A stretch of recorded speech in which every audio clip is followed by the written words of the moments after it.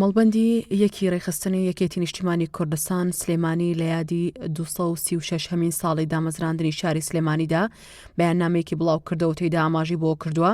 سلێمانی هێمای جوانی و سەربەرزیە لە کاتێکدا لە 14 تشرینی دووەمی 1984 زاینی لەسەر دەستی برایم پاشای بابان بناغەی سلێمانی دانرا کەس لەو باوەڕەدا نەبوو کە ڕۆژێک بێت ئەم شارە ببێتە سومبول و هێما و لانکەی سەرەکی تێکۆشانی کورد بۆ ڕزگاری و سربەخۆی کوردستان.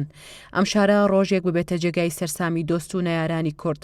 هەر لە بەیاننامەکەدا هاتووە سلێمانی لەگەڵ سروشت و ژیانی ئەم جوانی خۆشەویستی نەتەوایەتی و نیشتیمانی گرێ بدەن ئەدیبانی کورد لە هەر چوار پارچەی کوردستان بۆ داهێنان و نەقشاندنی بەرهەمەکانیان بە بەردەوامی سروشتیان لەگەڵ ڕوحی ئەم شارە وەرگرتووە. بۆیە هەموو شاعرانی گەورەی کورد ژوانیان لەگەڵ ئەم شارەدا بەستووە و وەک عاشق بەردەوام تا مەزرۆی دیداری بوون. سلێمانی هەموو ڕۆژێکی هەموو وەرزێکی هەموو ساڵێکی تاموبوونی خۆی هەیە. لەزەت و خۆشی ئەم شارە لە ڕوحی عەشقەوە وەرگیراوە. بۆیە بۆ هەموو کوردێک دەبێتە سەرچاوەی ئیلهام و ئازایەتی و خۆشەویستی. جوانی و دڵڕفێنی سروشت و سازگاری ئاو و هەوا و پڕ لە سۆز و خۆشەویستیەکەی وای کردووە بە بەردەوامی ببێتە سەرچاوی ئیلهام بۆ داهێنان بە تایبەتی لە بواری شەعر و چیرۆک و شانامە و جۆرەکانی تری ئەدەب. هەروەها یەکێک لە نهێنەکانی مەزنی ئەم شارە ئەوەیە هەر لە دروستبوونیەوە وەک شار خوڵقاوە گوندێک یان شارۆچکەیەکی خەنجیلانە نەبووە و دواتر گەشەی کردبێت و بووبێتە شار. بۆیە بنیادی شار و خاسێتەکانی شارستانیەت لە گیانی سلێمانیدا لە دامەزراندنیەوە ڕواوە. ئەم خاسێتە وای کردووە بە بەردەوامی ئەم شارە لانکەی ئازادی و لێبوردەیی و یەکتر قبولکردن بێت. لەم شارەدا خێزانەکان هەموو وەک یەک خانەوادەی گەورە هەڵس و کەوت دەکەن. هەمووان سلێمانی بەدایکی ڕوحی خۆیان دەزانن.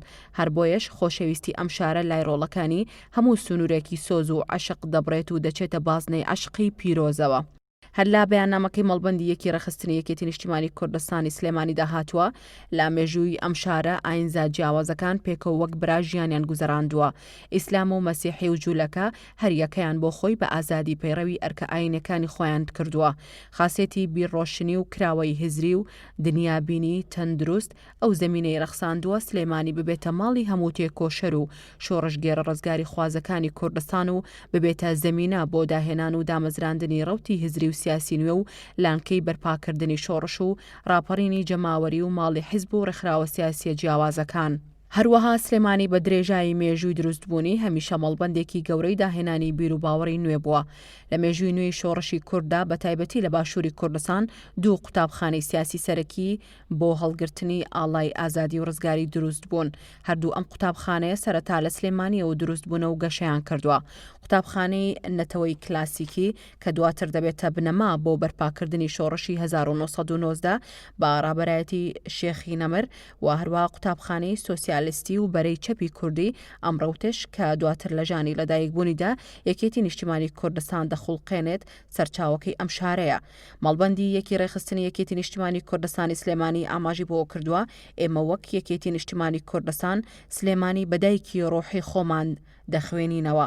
ئێمە نکۆڵی لەوە ناکەین کە ماوەیەکە بەهۆی ئەم بارودۆخە نەخوازراوە یەکێتی تێککەوتووە بە تایبەتی لە دوای وفاتی سەرۆک مام جەلال نەمانتوانیوە وەک پێویست ئەرک و بەرپرسیارەتی خۆمان لە بەرامبەر ئەم شارە جێبەجێ بکەین بەڵام دڵنیاتان دەکەینەوە کە ئەم بارودۆخە کاتیە و یەکێتی و سلێمانی دوانەیەکن هیچ نەیار و دوژمنێک ناتوانێت لێکمان جیا بکاتەوە. ئەمڕۆ لە 236 هەمین ساڵی دامەزراندنی سلێمانی مەڵبەندی گەورەی ڕووناکبیری و پایتەختی ڕۆشنبیری لانکەی ئازادی و ماڵی ڕووناکبیران پیرۆزبای خۆمان ئاراستەی تەواوی گەلی کورد دەکەین و بەڵێن دەدەین بە سلێمانی کە هەمیشە خادمی خاک و جێی باوەڕ و متمانەی ئەم شارە مەزنەبین.